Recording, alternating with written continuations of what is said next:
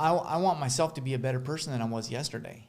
I wanted myself to be the man of God that God has designed me to be tomorrow. And I want to be a better dad than I was yesterday. I want to be a better husband. I want to be a better friend. I want to be a better pastor. So I want to be better tomorrow. So I am going to find somebody who's better than me and learn. Yeah. You know.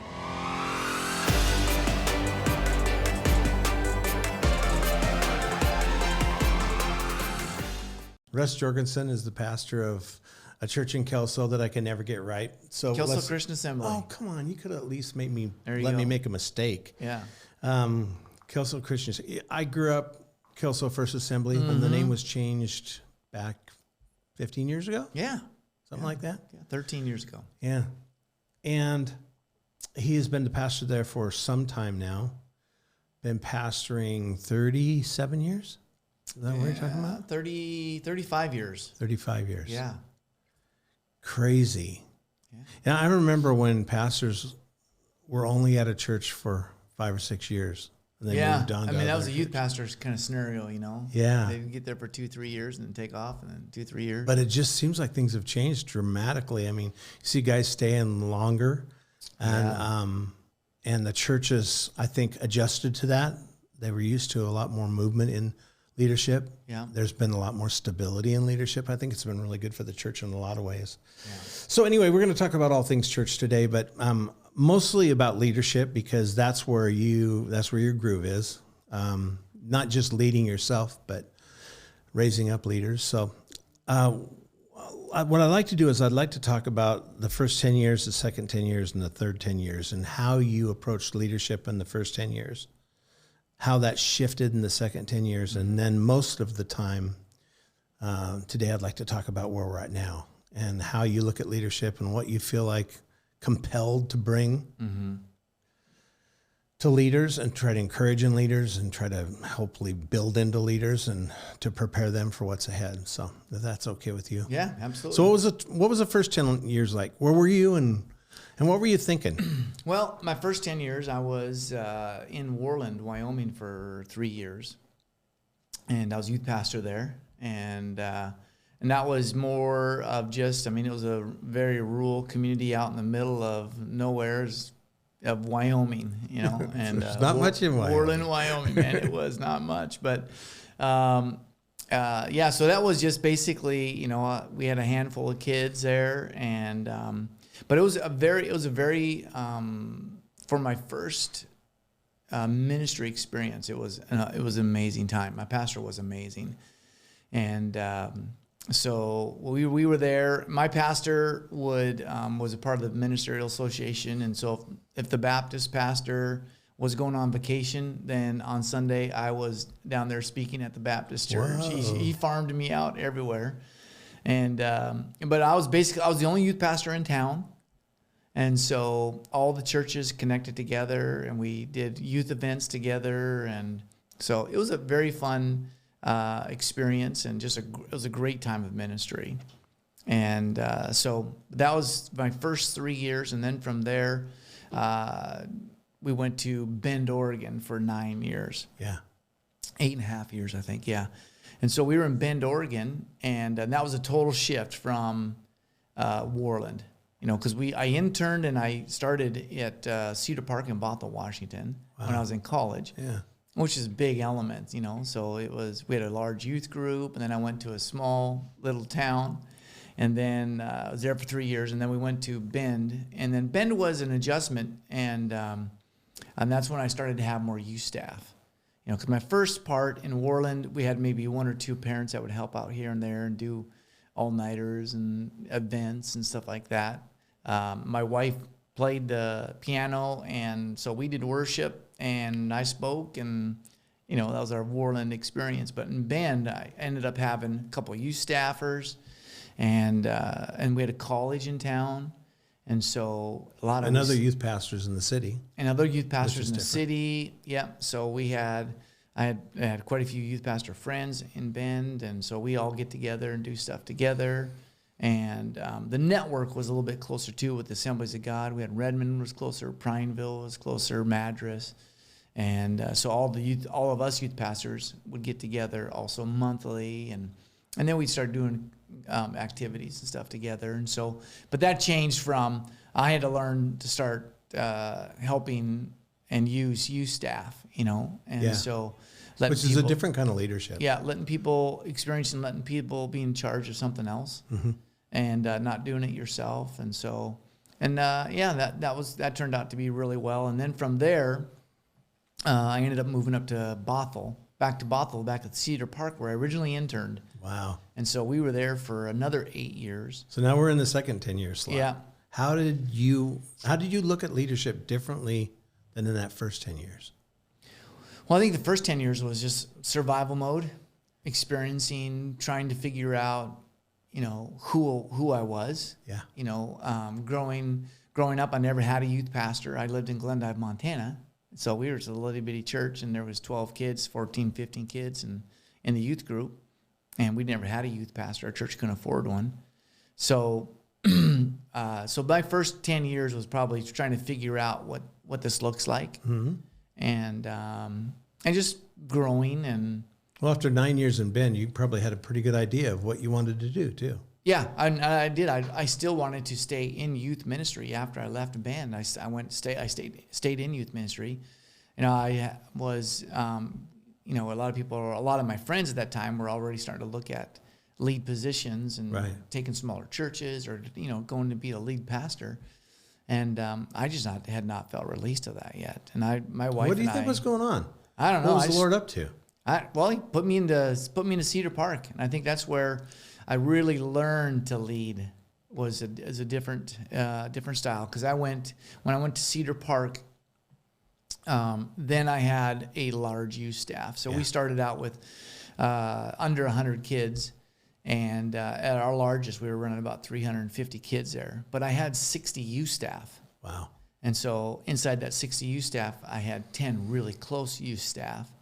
And so it was transitional learning to teach others to lead others. Yeah. So I had staff that were basically leading 5 youth staff that were each leading 7 to 10 kids. And so, and it just spread out as we would continue to grow. Yeah. So, but that's not typical, I don't think. I think a lot of youth pastors, once they get up to about 5 or 6 years, they want to see if they can run things. Mm-hmm. The big shit, the big game. And so it seems like a lot of guys get in prematurely. Yeah. Because they're not quite ready. For some reason, you held back and probably learned a lot the first couple of years back at Cedar Park. Oh, yeah, because, the biggest thing is just working with the staff of, we had, I think, almost 10 pastors. Wow. So I had to coordinate with the 10 pastors, church-wise, and we had a full Christian school, which was gigantic, which just, used every corner of the buildings. And that's a big change too, huh? Yeah, that was a big change too. And then working with the school, because they had a full high school there, and so you're also the pastor on campus. Yeah. And so, so you're working with the school, and so it was one of the most amazing times of just being together. And I had a pastor there, Joe Featon at the time, who was just an exceptional leader, and just watching his experience and handling staff and staff conflicts and the way he handled it was excellent. So did he let you in, or did you just watch that from the outside? Oh no, he let us all in. Yeah. He had a really open staff, and we talked. We were if you had a problem, you could talk about it in staff, and he kept the environment safe, and so it was very healthy.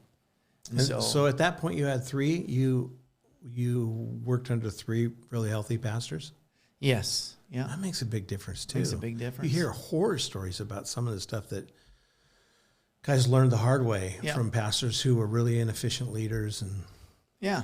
So would you say that pastor was your biggest spiritual influence during that second 10 years? Pastor at Cedar Park? I think they all were. I think every one of them I'd say every one of them equal portion, because it was just in the phase of life that I was in. So if I look back and said, which one was my, I would say they all equal out at the stages of where I was and what I was doing. And, that's healthy too. Yeah. And so it wasn't like an explosion point. I think it was just a consistent step. And so. And you came from there to Kelso? Nope. And then from there, actually, we had youth group was going so busy. I ended up resigning, and we started a church about 6 months before I resigned. We started a church called Canyon Creek, and Brandon Beals, one of my friends, was doing it up in Everett. Oh. And so he started 6 months, and then 6 months into it, him and I were talking. I was like, I'm gonna resign because I got 4 kids now, and so a lot of work starting a church. Yeah, and so he's like, man, I got so much work going on and doing this and that. And I said, well, you know what? Maybe let's come and help you. So we joined staff with him. Yeah. So he was about 6 months into it, and then so we just we started portable church, man. This is like every Saturday night, we're making sure the trailer with all the boxes and everything is all ready to go. Sunday morning early, or driving the trailer up to the school and setting up and doing that. I remember those days. Yeah. Yeah, so we did that for quite a while. And then I don't remember having all the years down, but so I ended up staying there. We ended up getting into a building. And it was just a fantastic time of ministry. That was fun. So, but yeah, it was just a time of explosion church. So. And then those last 10 years have been. Yeah, and I moved here. So I've been here now 13 years. Yeah. Yeah. And so, so it was a little rough when we came down here, coming from a big church and a lot of things going on, and being able to fund anything you wanted to do and just go, and coming down here, and it was pretty tight and pretty tough, and rough ride for the first 5 couple years. Yeah, it was slow. I was so used to things happening so fast. But I remember talking a little bit in the beginning when you first got here, and you had a plan. You wanted to see some things done. Yep. And part of it was the church was just in a place where it needed to be built back up again. It needed to be strengthened. So there was a reason to work hard at it. Absolutely. Absolutely. Yeah. And that was your first pastorate. There's so much potential here. Yeah. In Kelso, there's still so much potential. And and the church was, it was just coming out of a really difficult season. Yeah. And so, and now we're in probably the best season we've ever been in is right now. So, so the leadership now has really changed a lot too, especially as a lead, so yeah. So now let's talk about this third 10 years. How would you describe your view of leadership, or maybe the strategies that you have about how you want to invest yourself as a leader now? Because it's different than the first 20 years. You're learning so much and you're applying so much of what you learned, but now you have a lot that you can look back on. You kind of know what works and what doesn't work. Mm-hmm. And it's not so much about you, but it's about the people around you that you're helping to build up now. Right. So how does that change you as a leader? Well, I'm not sure how it changes you as a leader. I guess I have to mull that over in my brain a little bit. I think the biggest thing is just trying to, understand and to almost place into your life who you are. So I think one of the greatest things about leadership, or one of the most important things about leadership, number one is just knowing who you are. Yeah. Just knowing what I do and what I don't do, and who I am and who I'm not. I remember many times in my life something would happen. I would say, well, I wonder what this pastor would have done. And I was like, why am I wondering or caring what that pastor would have done? Yeah. What am I going to do? Yeah. Right. So the whole thought come back to us just disciplining myself to say, what am I going to do? And who am I? And am I going to allow this? Or does this bother me? Or does this not bother me? Because a lot of people have crazy pet peeves that I don't have, but I have pet peeves that bother me that doesn't bother anybody else. Yeah. So the biggest thing is just knowing who I am. What am I going to do? And how does this going to affect me and my decisions? Yeah. So I can already, I hear a lot of leaders talk about leadership, and what they basically talk about is who they are and what they do. Mm. How does that change when it's not so much about who you are and what you do, but who you are and what you can bring out of other people around you? Because did that happen early on for you? I would say, because you had the largest number of people you were working with. yeah, I'd probably say, throughout my life, I've had that experience. Because they say that most churches, 80% of the churches are under 100 people. That's a lot of people. That's a lot of leaders who are doing pretty much everything. Everything, right. Yeah. I would say I've experienced that all the way through my life, and just that development phase, and continuing today is learning how to, how to, as a pastor right now, how to keep a healthy environment in your staff. And then from your staff, keeping that healthy environment that translates to all of their volunteers. Right. And then all their volunteers to the body. So I think one of the biggest things is understanding and the fight for and the importance of being a healthy pastor. And I think it's really hard to be a healthy pastor if you don't know who you are, and you don't know what you're going to do or what you're going to say or what bothers you, what doesn't bother you. And as your staff come in, that they know that they can, talk to you, or they can come to you with great conflict and not worry about it, not be come in with a great conflict in their own personal life, and then the next thing you know, they're out of a job. Is to say, hey, we're willing to work with you, we're willing to help you. You're a person too.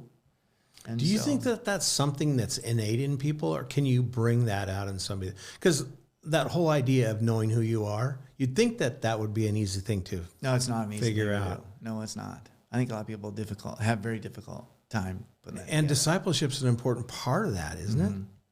Yeah, absolutely.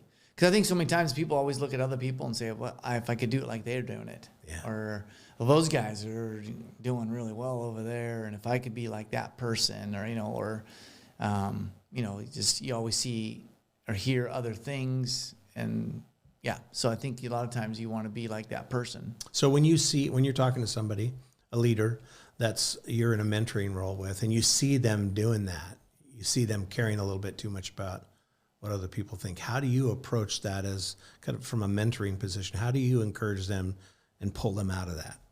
Well, I think a couple of ways. Number one, I will, sit down with them as we're talking about it. There's a couple of books I'll have them read through. But one of the questions that I really ask them is, it's easy to say, the things you won't do. Well, I want to know, what are the things you're going to do? Yeah. Who are you? What do you want to do? When you wake up tomorrow, what do you want to do? And what do you want to see?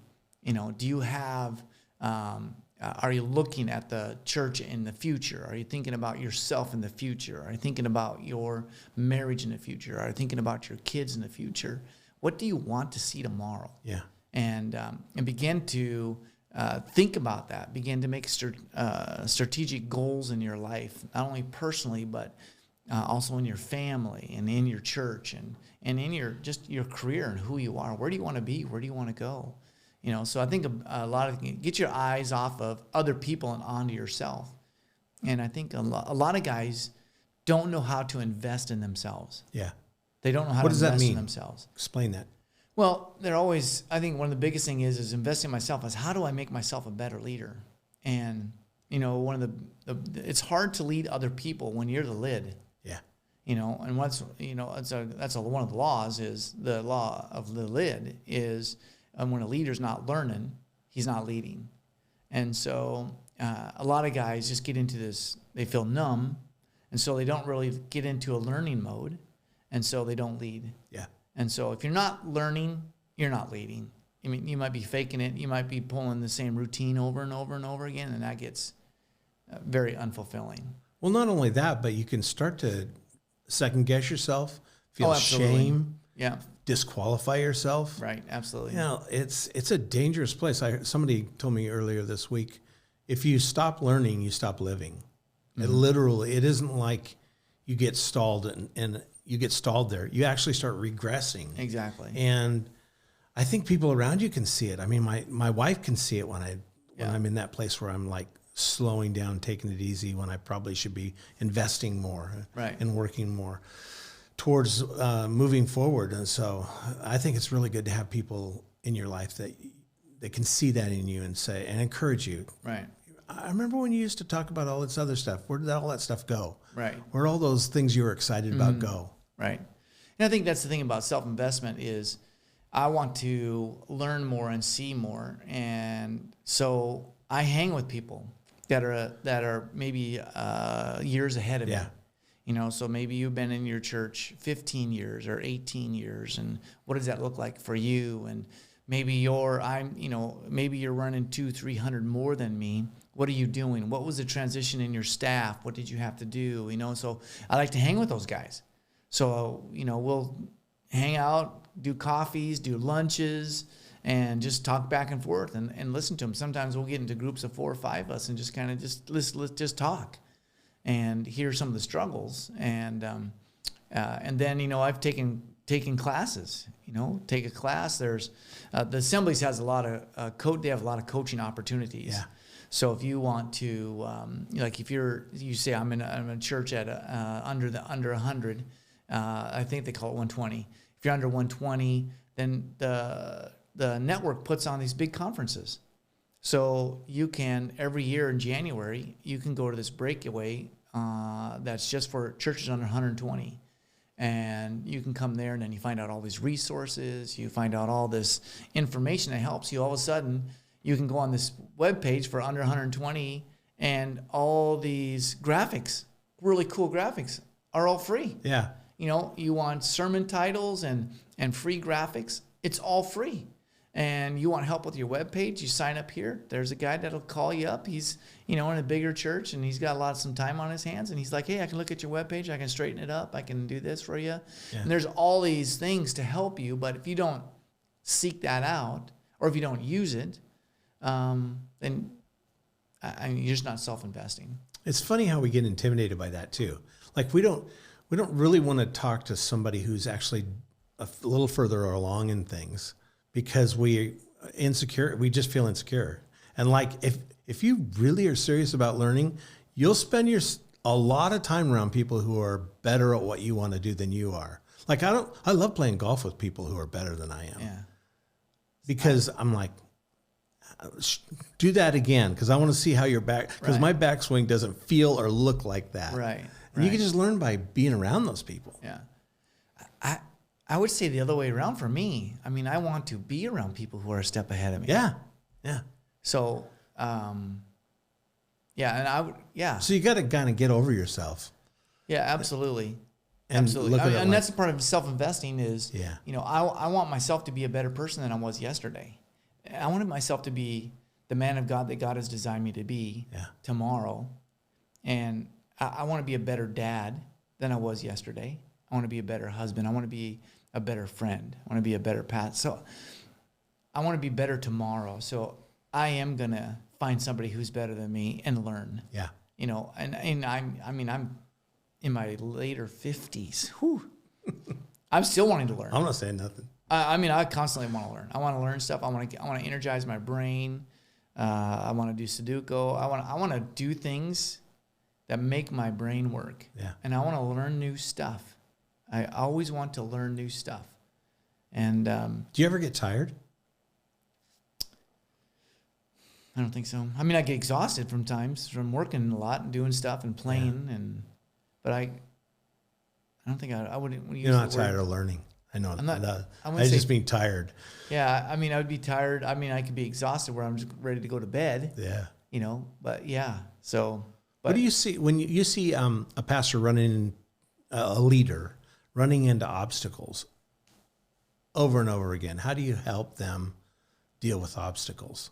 And it could be a lot of different obstacles. There's a lot of things, you know, a lot of obstacles. You know, I with people I think that I've dealt with and tried to really help, the ones that are really super struggling are the ones that are dealing with personal private sin. Yeah. And I have this running joke. I just say, well, just quit sinning and it's over. Let's go have a cup of coffee. You know, you got to quit sinning. That's one of my running jokes. But, I think the personal private sin is exhausting. It is exhausting because it's people. You're hiding it from people. You're hiding it from your spouse. You're hiding it from Yourself. But you know the truth. God knows the truth. And I mean, for me to get up on Sunday, I don't know how people do it. Is to get up on Sunday, get ready to preach the word, and be full of sin that they have placed in their life. Yeah. So that's one of my biggest things. I'll bring people to actually, it's between you and God. Here's the deal: is you need to be right before God, and so have that for a thought process. Beginning to say, I need to be right with God all the time, and my character. How important is confession in those situations? I mean, do you one of the hardest things I think is to see people walk away from a conversation and they've not really been honest about what's going on in their life, because it's not gonna get any better. Right. Like, it's so hard to watch people exit. Right. Not that you have to fix everything. That's not Right. what I'm saying. But if you have the opportunity to be there for somebody to bring stuff out into the light to, is that something you're welcoming, opening? Absolutely. Okay. Absolutely. And that's part of the growth that'll change you to be a better person too. Yeah. And one thing I like about the assemblies is if you're really struggling with something, you have an elder that's in each area of our state, and you can call them with 100% confidence. So they don't have to report. If you're saying I'm in this sin and I'm struggling with this, you can call them and have a conversation with them, and they will help you walk through it. Yeah. And they're non-reporting, so they don't have to report to anybody, tell anybody. They are just like, it's like your dad coming alongside you and saying, all right, we're going to walk through this. We're going to fix this. Well, in an elder-based church too, you don't have to necessarily, everything doesn't have to go to the pastor. You can pick one of the elders that you're closest to, that you feel like you can relate most to, and have that person be that. Yeah, right. Because, like the Assemblies is a large enough denomination where they've actually got a whole process for that to happen. Absolutely. Yeah. And we have a huge counseling session, and then you have the 800 number, national number. Yeah, so there's a lot of support. And we really encourage pastors not to pastor by themselves. Yeah. So, in our areas, like we have a big barbecue next Thursday. All the pastors from Lyle to the Deer Park out here on the peninsula, all the way up to Toledo, all the Assembly of God churches. We're doing a big barbecue next Thursday. Bring your wife. And so it's just we want to minister together and encourage each other together. And then you just create friendships. Yeah. And then when something's going a little sour, I got 5 friends I can call and say, hey, I need you to pray about this. Help me. And you have guys that'll support you, encourage you, and say, hey, it's going to be all right. We can help you. Here's a tool. Here's something I did. That's good. Here's here's something. Have you talked to him? This guy, he just went through that, and so yeah, lots of support, a lot of encouragement. And don't stand alone. And that would be your message to any pastor is don't stand alone. Stand alone. Don't stand alone. So kind of to wrap things up, I'm always interested in how leaders look at what's next. What do you think is next for the church? I know it's a big, in some ways, who cares? Because we're gonna stay close to Jesus, and no matter what. So it's kind of like, who cares? But what do you think is just on the next step for churches, the next step for leaders in the future, the next maybe couple of years? What do you think is coming? I think there's just so much conflict in the world right now, and in America and politics and everything else. There's just a lot of conflict. I think one of the biggest things is we need, as pastors, and I think as churches, and one of our drives is what's coming next is a lot of people want the truth. I think people are starving for the truth. Yeah. And if you take everybody back to the Word of God, you preach in the Word, and you're standing on the Word. I mean, you're using Scripture throughout all your messages, and it is all Scripture-based. It is not opinion. It's not culture. It is Scripture. I think that's where the church is headed. People who begin to put their own culture into the Word, I think those churches are going to die. I think they're going to really just fade away because people are sick of people not standing on the word. Pastors not standing on the word. Pastors not preaching the word. Pastors using culture instead of the word. I think that's where the church is headed. I think there's a lot of people who are just fed up, and they want the truth. Yeah. And they want the word of God to be preached. And I think that's where we're really strategically putting our messages together. And so we plan 6 months out on all of our messages. And all of our messages have to be, we go through them, and they are 100% Bible-backed verses. We read them, go through them. And that can sound like an old model, and maybe it is, but the reality is, if you want to accomplish the things you want to accomplish, you got to do the work. Yeah. And that's the work. That is work. You know, like it's just the work that you have to do. Like I was having a conversation with somebody earlier this week, and we were talking about the fact that for a lot of people, not all people, but a lot of people, the only opportunity you have to disciple them is on a Sunday. Right. Hopefully you can integrate them and they can get more discipleship. But in a lot of ways, if you're serious about what happens on a Sunday morning, you'll look at it like, this is my chance to disciple the church. What's important for them right now? Right. And I like the fact that you have got a pretty good idea of what you want to accomplish every Sunday. Yeah. I mean, there's always other things you can do to build that strength and discipleship up. But if you're just giving opinions on Sunday, you can go on Instagram and find that. Right. Yeah. Or YouTube, you know. Yeah. But if you really want, and I think that there's probably people around you, honestly, Russ, who want to know the truth out of your mouth. Not that you're more important than anybody else, but if you're my pastor, I want to hear the truth come out of you. Absolutely. You know? Absolutely. And I think that is a drive, you know, and I mean, even say that on Sunday. I said, you know, don't take my word for it. You got to know the word. You know the word. If you know the word, that's where it's at. Yeah. Yeah. That's where it's at. Because you know the word and the scripture, and you've placed it into your heart, your life. And we all want to strive for the truth. Well, thank you. Thank you for staying at Kelso. Thank you for being a friend. Thank you for, I mean, every Monday I get a text from you saying you're praying for me. Thank you for that too. Yeah. I really appreciate that, Russ. And I really appreciate the fact that we get to do this together. Yeah. It makes it really exciting to know that, I mean, I don't want to do anything alone. Yeah. But I really appreciate doing this with you. So thank you. Absolutely.